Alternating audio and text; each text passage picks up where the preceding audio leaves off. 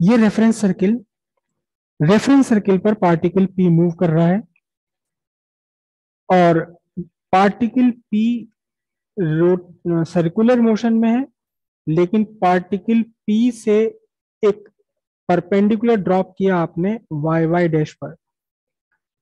तब ये foot of perpendicular N move कर रहा है वाई वाई डैश पर पॉइंट ओ के अबाउट स्ट्रेट लाइन में। पॉइंट ओ के अबाउट स्ट्रेट लाइन में मूव कर रहा है। कैसे मूव कर रहा है, कल हमने पूरा इसको डिस्कस कर लिया था। टाइम जीरो पर पी की पोजीशन थी एक्स, टाइम जीरो पर, लेकिन टाइम टी पर पी पहुंच गया जहां अभी ये बना हुआ है और परपेंडिकुलर जीरो से ओ से उठ करके पहुंच गया एन पर। टाइम टी पर इस परपेंडिकुलर एन का डिस्प्लेसमेंट है वाई। कहां से डिस्प्लेसमेंट है? फ्रॉम इट्स मीन पोजीशन, जहां से एन ने चलना शुरू किया। एन ने चलना शुरू किया था ओ से, तो ओ से कितना डिस्टेंस पर पहुंच गया? वाई डिस्टेंस पर। ठीक है, तो जैसे जैसे पी एक्स से पी तक पहुंचा है टाइम जीरो में, उतने ड्यूरेशन में इस रेडियस ने एंगल डिस्क्राइब कर लिया। कितना एंगल डिस्क्राइब कर लिया? कितना एंगल चल गई ये रेडियस एंगल चल गई omega T. Theta equals omega T. Alternate interior angle से एनपीओ भी आपका एंगल कौन सा होगा? एनपीओ भी एंगल आपका ओमेगा टी ही होगा। अब यहां से आप देखें, हम ट्राइंगल कंसिडर कर रहे हैं O N P. Triangle O N P. O N P triangle में एंगल एन आपका राइट एंगल है, अपोजिट साइड थीटा की अपोजिट साइड है ओ एन और हाइपोटेन्यूस है ओपी। हाइपोटेन्यूस की लेंथ जो रेडियस ऑफ रेफरेंस सर्किल के इक्वल है, हमने कितना लिया? ए लिया है। तो यहां से लेते हैं हम कौन सा? In triangle O N P. In triangle O N P.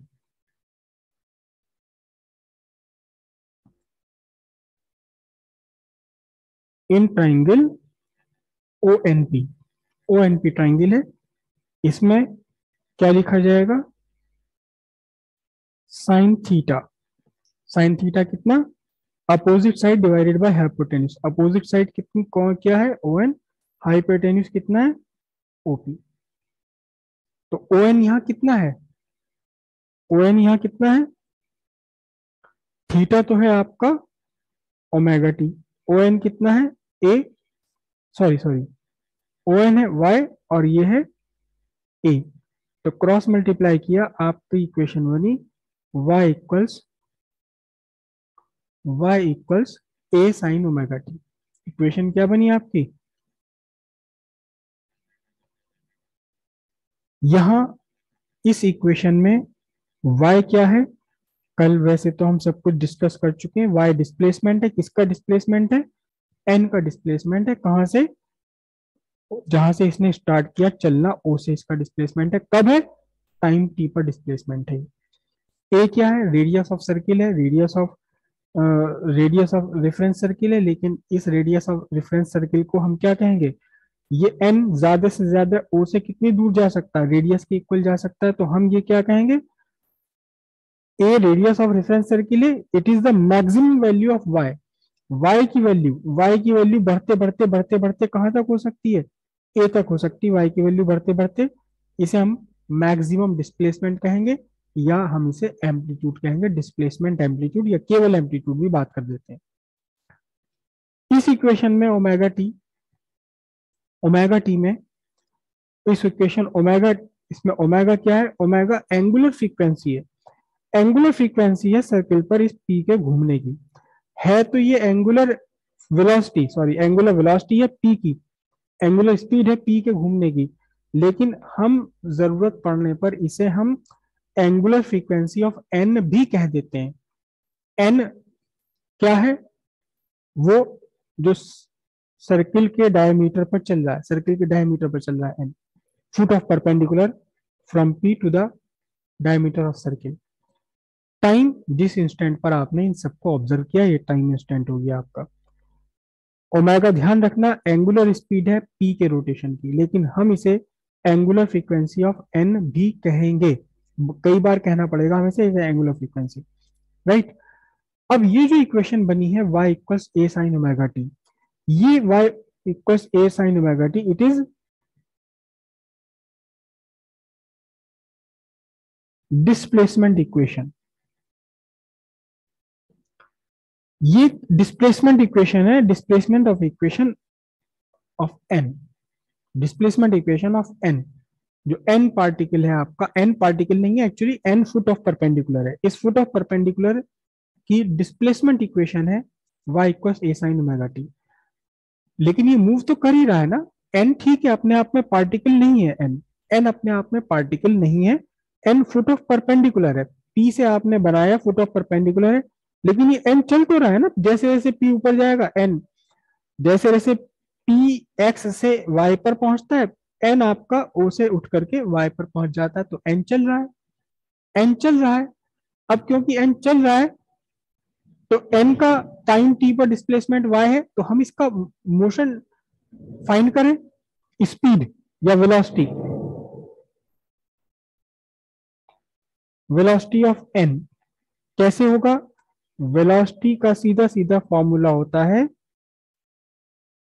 Rate of change of displacement. Rate of change of displacement मतलब differentiation of displacement with respect to time. अब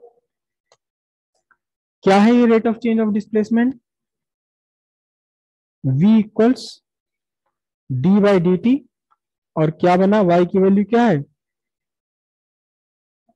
a sign omega T, this is y। a तो constant है, radius नहीं बदलने वाली, a constant है, इसे आपने बाहर निकाल लिया, तो अब डिफरेंशिएशन किसका रह गया, साइन ओमेगा टी का डिफरेंशिएशन रहेगी।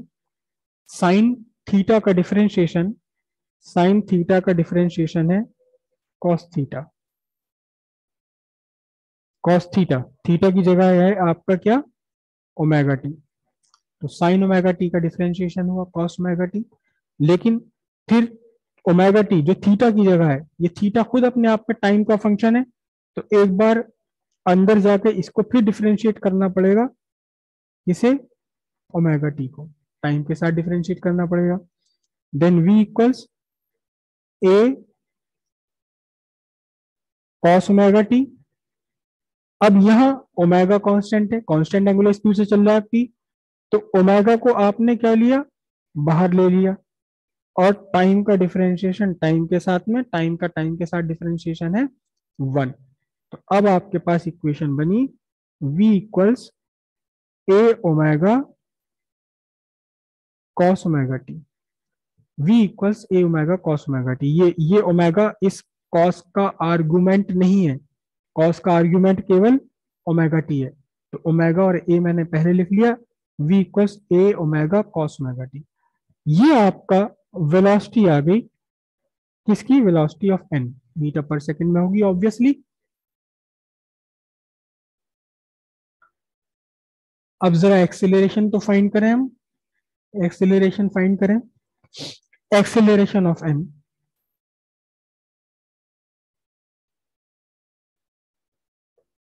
एक्सेलरेशन ऑफ एन, एक्सेलरेशन को यहां हम कैपिटल ए से रिप्रेजेंट करेंगे, एक्सेलरेशन को हम यहाँ कैपिटल ए से रिप्रेजेंट करेंगे, क्योंकि स्मॉल ए से पहले ही हमने एक फिगर बना रखी है। कौन सी फिगर बना रखी है, स्मॉल ए से हमने पहले ही एम्पलीट्यूड बनाया हुआ है, तो कैपिटल एन, कैपिटल ए से रिप्रेजेंट करेंगे acceleration a. What is acceleration a? Acceleration a is the rate of change of velocity, rate of change of velocity dv by dt, then a equals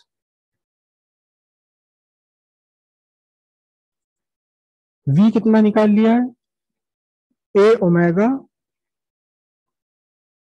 cos omega t. यहां a और omega दोनों constant हैं, differentiation किसका रह जाता है, differentiation रह जाता है कॉस ओमेगा टी का डिफरेंशिएशन। कॉस ओमेगा टी का डिफरेंशिएशन होता है minus sign omega T, cos का डिफरेंशिएशन है, कॉस थीटा का differentiation minus sine theta,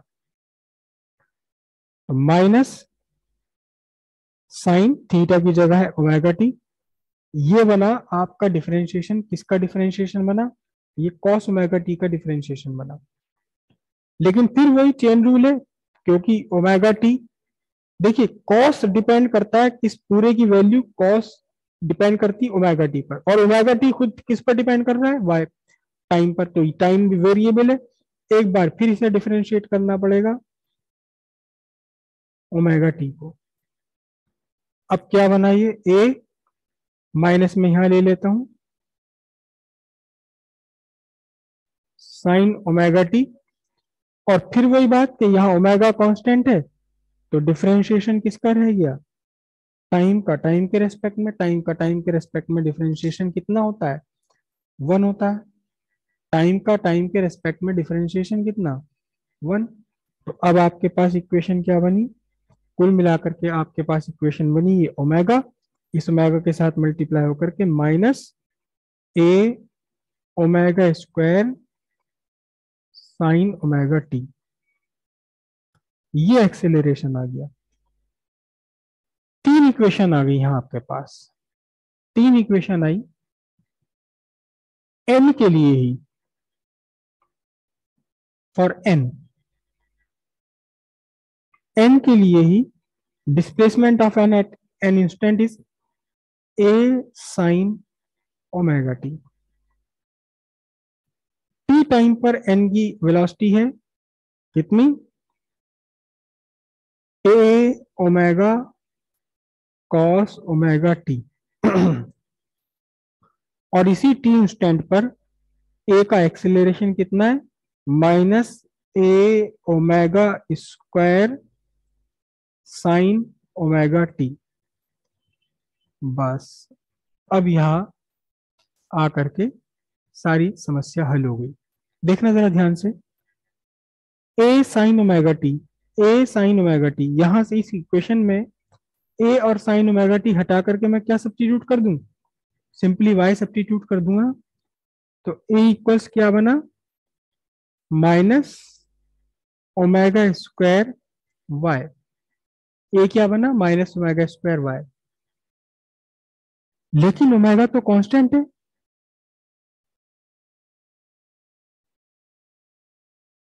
omega क्या है, ओमेगा कांस्टेंट है अपने आप में, ओमेगा इज ए कांस्टेंट। तो फिर क्या रहा, कांस्टेंट हटा दो तो इज इक्वल टू की जगह क्या बन जाएगा, इज इक्वल टू की जगह प्रोपोर्शनैलिटी आ जाएगी, acceleration directly proportional to y, और ये क्या रिप्रेजेंट कर रहा है, in the direction opposite to y. Acceleration of N, N अपने आप में मोशन में है, और इसका एक्सेलरेशन डिस्प्लेसमेंट के डायरेक्टली प्रोपोर्शनल है, जितना दूर जाएगा उतना ही ज्यादा बड़ा एक्सेलरेशन हो जाएगा। और ये माइनस भी आ रहा है, तो क्या रिप्रेजेंट कर रहा है, रिप्रेजेंट कर रहा है क्या, acceleration of N is directly proportional to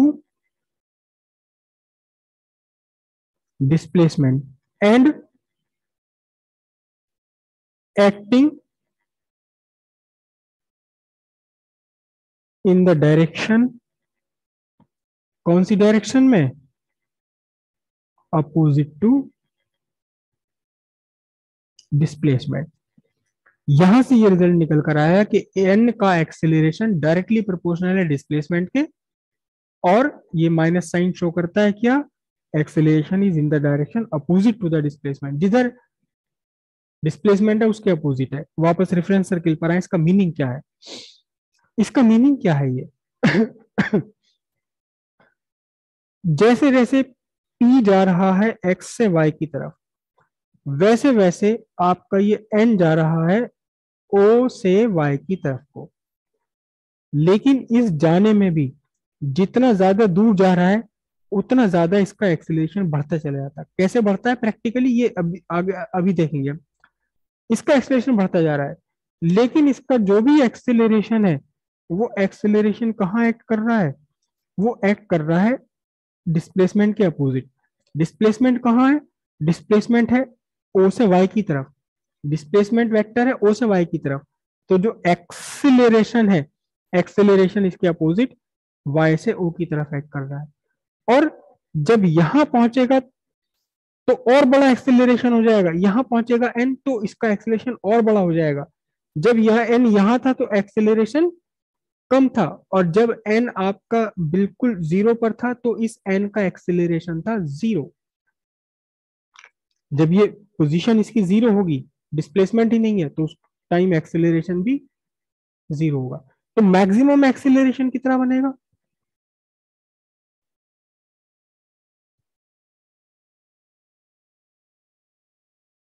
maximum acceleration कितना होगा? ए की मैक्सिमम वैल्यू कितनी होगी? यहां देखिए आप, A equals minus omega square Y. जब y की वैल्यू मैक्सिमम हो जाएगी बढ़ते बढ़ते, तब एक्सेलरेशन भी मैक्सिमम हो जाएगा। y की वैल्यू मैक्सिमम कितनी हो सकती है? ये जब n बिल्कुल y पर पहुंच जाएगा तब आपका y बढ़ते बढ़ते किसके इक्वल हो जाएगा? रेडियस ऑफ रेफरेंस सर्किल यानी एम्पलीट्यूड के इक्वल हो जाएगा। तो जब y बढ़ते बढ़ते मैक्सिमम हुआ, कितना हुआ? a हो गया। तो फिर एक्सेलरेशन भी मैक्सिमम होगा, और वो कितना होगा? माइनस ओमेगा स्क्वायर ए।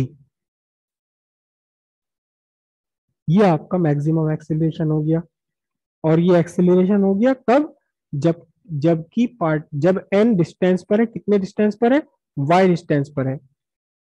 कहां से? अपनी स्टार्ट से। वाई, एन ने कहां से स्टार्ट किया? एन ने स्टार्ट किया ओ से। जब एन ओ से वाई डिस्टेंस पर पहुंचा तब इस एन का एक्सेलरेशन है minus omega square Y.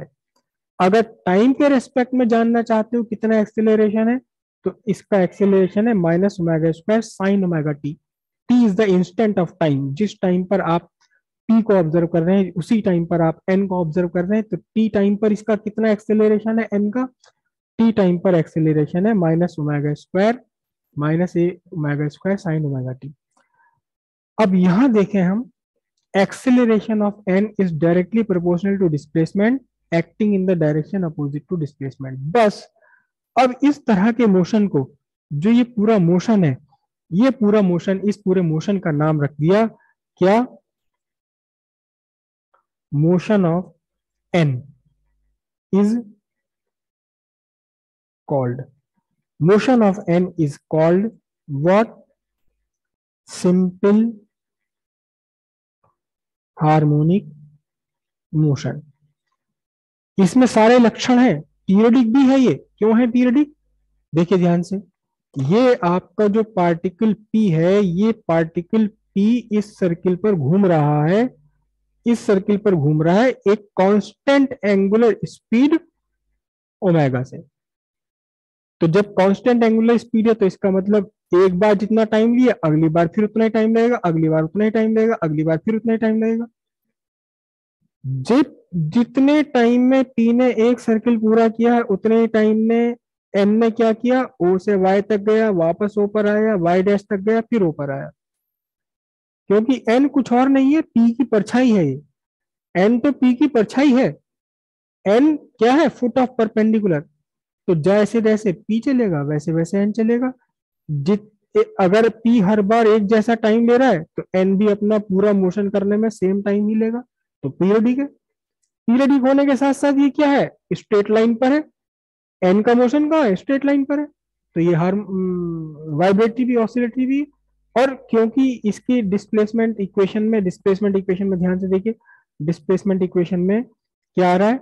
Displacement equation में एक साइन आ रहा है, एक ट्रिग्नोमेट्रिक रेशियो आ रही है। तो ये कौन सा बन गया? हार्मोनिक बन गया। पीरियडिक भी है, ऑसिलेटरी भी है, क्योंकि डिस्प्लेसमेंट इक्वेशन में साइन आ रहा है, ये एक वो आ रहा है ट्रिग्नोमेट्रिक फंक्शन, तो ये हार्मोनिक भी है।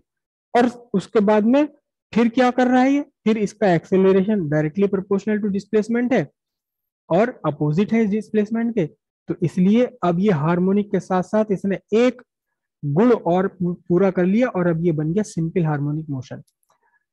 सिंपल हार्मोनिक मोशन, सिंपल सी बात है, पीरियडिक भी है, स्ट्रेट लाइन में है, और डिस्प्लेसमेंट में उसके sine theta, cos theta, tan theta में से कोई एक आ रहा है और साथ साथ ये कंडीशन फुलफिल हो रही है, तब हम कहेंगे सिंपल हार्मोनिक मोशन है। कोई भी पार्टिकल जो इन कंडीशंस को पूरा कर दे वो पार्टिकल कहलाया जाएगा सिंपल हार्मोनिक मोशन करता हुआ पार्टिकल। वापस रेफरेंस सर्किट पर आए।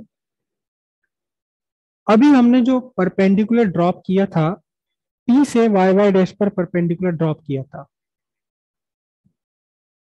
पी से मैं एक्स एक्स डैश पर भी तो ले सकता हूं परपेंडिकुलर, ये लिया मैंने परपेंडिकुलर एक्स एक्स डैश पर और ये पॉइंट बना एम। अब फुट ऑफ परपेंडिकुलर क्या है? अब फुट ऑफ परपेंडिकुलर है एम। क्या है फुट ऑफ परपेंडिकुलर? अब फुट ऑफ परपेंडिकुलर है एम। अब फुट ऑफ परपेंडिकुलर है एम। अब बहुत ध्यान से समझिएगा, जब पॉइंट पी है आपका एक्स पर तो एम कहां होगा? बिल्कुल एक्स पर ही होगा एम भी। ठीक है, दो पेन फिर से पकड़ लेता हूं हाथ में। जब P आपका है एक्स पर तो ये M भी कहाँ है? एक्स पर है। अब जैसे जैसे P चला एक्स से वाई की तरफ, वैसे वैसे फुट ऑफ परपेंडिकुलर कहाँ पहुंचा? एक्स से पहुंच गया O तक। ये ग्रीन वाला पेन फुट ऑफ परपेंडिकुलर है और मेरा रेड वाला पेन है P। P ऊपर जा रहा है तो फुट ऑफ परपेंडिकुलर आगे बढ़ता जाएगा। जैसे ही P पहुंचा वाई पर, फुट ऑफ परपेंडिकुलर पहुंच गया कहाँ? O पर। अब P ने पार किया, P ने पार किया y को, तो फुट ऑफ परपेंडिकुलर आगे बढ़ा, क्योंकि देखो यहाँ होगा अगर P तो फुट ऑफ परपेंडिकुलर कहाँ डालूंगा? मैं यहाँ डालूंगा। ये गया गया गया गया, जैसे ही P पहुंचा x डैश पर तो फुट ऑफ परपेंडिकुलर भी x डैश पर। अब P पार किया x डैश को, कहाँ गया? y डैश पर गया, तो फुट ऑफ परपेंडिकुलर वापस O पर। और फिर जब P पहुंचा y डैश से x पर तो फुट ऑफ परपेंडिकुलर वापस कहाँ गया? x पर आ गया। तो जितने टाइम में पी ने पूरा एक चक्कर लगाया उतने टाइम में इसने एम ने क्या किया? एक्स से गया ओ तक, ओ से गया एक्स डैश तक, फिर गया ओ तक, फिर वापस एक्स पर आ गया। तो पी मूव कर रहा है सर्किल पर, एम कहाँ मूव कर रहा है? आपके डायमीटर पर। अब इसके मोशन को देखें जरा ध्यान से। टाइम टी पर पी की पोजीशन ये रही और हम कहते हैं कि एम अपने ओरिजिन से एक्स डिस्टेंस पर है। कहाँ है? एम अपने ओरिजिन से एक्स डिस्टेंस पर है ये। तो इस बार मैं फॉर्मूला लगा रहा हूं कॉस थीटा का। कौन सा ट्राइंगल है? O M P, in triangle O M P.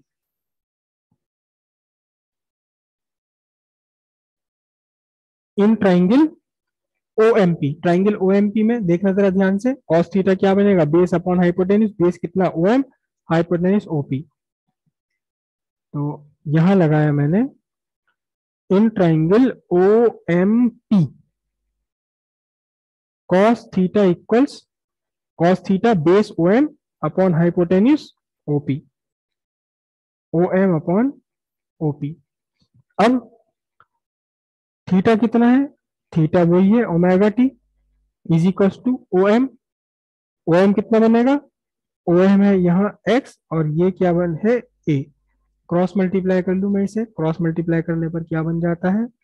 ये बन जाता है x equals a cos omega t. यहाँ एक्स क्या है? यहाँ एक्स है आपकी position of M at time t. T time पर एम की पोजीशन है, टी टाइम पर, टी टाइम पर एम की पोजीशन है एक्स। राइट। अब देखना जरा ध्यान से, हमारे पास तीन इक्वेशन थी। कौन सी?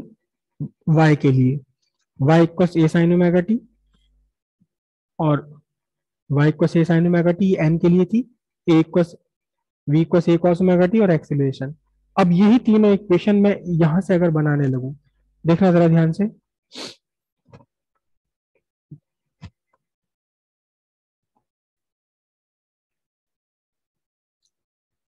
x equals a cos omega T, तो इसकी वेलोसिटी क्या होगी? वेलोसिटी कॉस थीटा का डिफरेंशिएशन साइन थीटा बनेगा, तो ये बनेगा माइनस ए ओमेगा साइन ओमेगा टी, पूरा हम खेल नहीं कर रहे। और एक्सेलरेशन इसका कितना बन जाएगा, एक्सेलरेशन इसका बनेगा, फिर से इसका डिफरेंशिएशन कर, तो माइनस ए omega square cos omega T, या एक्सेलरेशन का दूसरा फॉर्मूला लिखूंगा, तो एक्सेलरेशन बनेगा आपका माइनस ओमेगा स्क्वायर एक्स। ये किसके लिए है, ये एम के लिए है, फॉर एम। और एन के लिए ये सारे फॉर्मूले क्या बन रहे थे, एन के लिए क्या बन रहे थे ये सारे फॉर्मूले, हम एक साथ लिख लेते हैं। वाई, सॉरी वाई था, y equals a sine omega t, v equals A omega cos omega t, acceleration minus A omega square sine omega T, और एक्सेलरेशन का ही दूसरा फॉर्मूला बन रहा था माइनस ओमेगा स्क्वायर वाई। यहाँ एक्सेलरेशन डायरेक्टली प्रोपोर्शनल था y के, यहाँ एक्सेलरेशन डायरेक्टली प्रोपोर्शनल है x के। x भी तो डिस्प्लेसमेंट ही है, x भी तो डिस्प्लेसमेंट ही है, बस ये m का डिस्प्लेसमेंट है। कहां से, मीन पोजीशन से। तो ये भी कंडीशन फुलफिल हो रही सारी। ये किसके लिए बनाया था हमने, ये फॉर n था, ये फॉर m था। तो अगर n का मोशन को हमने कहा सिंपल हार्मोनिक मोशन है, तो m का मोशन भी तो क्या है, m का मोशन भी सिंपल हार्मोनिक मोशन है, ये भी तो सारी कंडीशन फुलफिल कर रहा है, ये भी तो सारी फुलफिल कर रहा है कंडीशन। तो सीधी सी बात ये आई कि एक सर्किल पर एक पार्टिकल मूव कर रहा है, इस पार्टिकल से आप एक परपेंडिकुलर ड्रॉप कर दे सर्किल के किसी भी डायमीटर पर, चाहे इस डायमीटर पर ले लो या इस डायमीटर पर ले लो या डायमीटर यहां से ले लो, कोई फर्क नहीं पड़ेगा। एक सर्कुलर मोशन करते हुए एक पार्टिकल का फुट ऑफ परपेंडिकुलर आपने बना लिया किसी भी डायमीटर पर, तो बस ये जो फुट ऑफ परपेंडिकुलर का मोशन है, this motion is simple harmonic motion, चाहे वो किसी पर भी जा रहा हो। लेकिन एक दिक्कत है यहां से, अगर ये भी सिंपल हार्मोनिक मोशन की इक्वेशन है, ये भी सिंपल हार्मोनिक मोशन की इक्वेशन है, तो फिर हमें कंफ्यूजन है हम कौन सी इक्वेशन यूज करेंगे, इक्वेशन कौन सी यूज करेंगे। सिंपल है, देखिए जरा ध्यान से, एन के लिए ये सारी इक्वेशन बनी थी, लेकिन एन टाइम जीरो पर, टाइम जीरो पर एन कहां था, अपनी मीन पोजीशन से शुरू किया। इसके अगेंस्ट टाइम जीरो पर जब पार्टिकल पी यहां है, तो एम की पोजीशन क्या थी, एक्स। मतलब ये है, ये मीन पोजीशन है, देखना ध्यान से, ये जो ओ है ये मीन पोजीशन है, इसी के दोनों तरफ चल रहा है एन। ओ मीन पोजीशन है इस एम के लिए भी, एम भी तो इसी के दोनों दोनों तरफ टू एंड फ्रो, हम इसे मोशन बोलते हैं to and fro, to and fro, इधर उधर चल रहा है मीन पोजीशन के। तो एन टाइम जीरो पर एन अपनी मीन पोजीशन पर है, लेकिन टाइम जीरो पर एम अपनी कहां, एक्सट्रीम पोजीशन पर है। तो ये तब इक्वेशंस होनी है जब टाइम जीरो पर जिसका मोशन हम कंसिडर कर रहे हैं अगर वो अपनी मीन पोजीशन पर है तो। और ये इक्वेशंस कब लगनी है, उस पार्टिकल के लिए जो टाइम जीरो पर अपनी कहां हो, एक्सट्रीम पोजीशन पर हो। अगर आप किसी ऐसे पार्टिकल, ऐसे पॉइंट का मोशन डिस्कस कर रहे हैं जो टाइम जीरो पर अपनी मीन पोजीशन से स्टार्ट कर रहा है, तो फिर ये सारी इक्वेशंस लगेंगी। लेकिन किसी ऐसे दूसरे पार्टिकल का आप किसी दूसरे पॉइंट का मोशन डिस्कस कर रहे हैं जो टाइम जीरो पर अपनी एक्सट्रीम पोजीशन से स्टार्ट कर रहा है, तो फिर ये सारी इक्वेशन लगेंगी। है ये भी सिंपल हार्मोनिक मोशन की इक्वेशन, और है ये भी सिंपल हार्मोनिक मोशन की ही इक्वेशन। सिंपल सी बात है, सिंपल हार्मोनिक मोशन अब हम कैसे मैथमेटिकली कैसे डिफाइन करेंगे, the motion of foot of perpendicular from a particle moving along circumference of circle with constant angular speed to any of the diameter of circle। Foot of perpendicular, किसका foot of perpendicular, particle P का। कौन सा particle P, जो circle पर move कर रहा है, कैसे मूव कर रहा है, कांस्टेंट एंगुलर स्पीड से। और कहा है ये foot, one of its diameter पर, सर्किल के किसी एक डायमीटर पर आप पार्टिकल पॉइंट पी से आप परपेंडिकुलर ड्रॉप कर दें तो इस परपेंडिकुलर का फुट जो मोशन करेगा, this motion is simple harmonic motion. अगर मोशन स्टार्ट हो रहा है टाइम जीरो से मीन पोजीशन से, तो ये इक्वेशंस, मोशन स्टार्ट हो रहा है टाइम जीरो पर एक्सट्रीम पोजीशन से, तो फिर आपकी कॉस वाली इक्वेशंस लगेंगी सारी।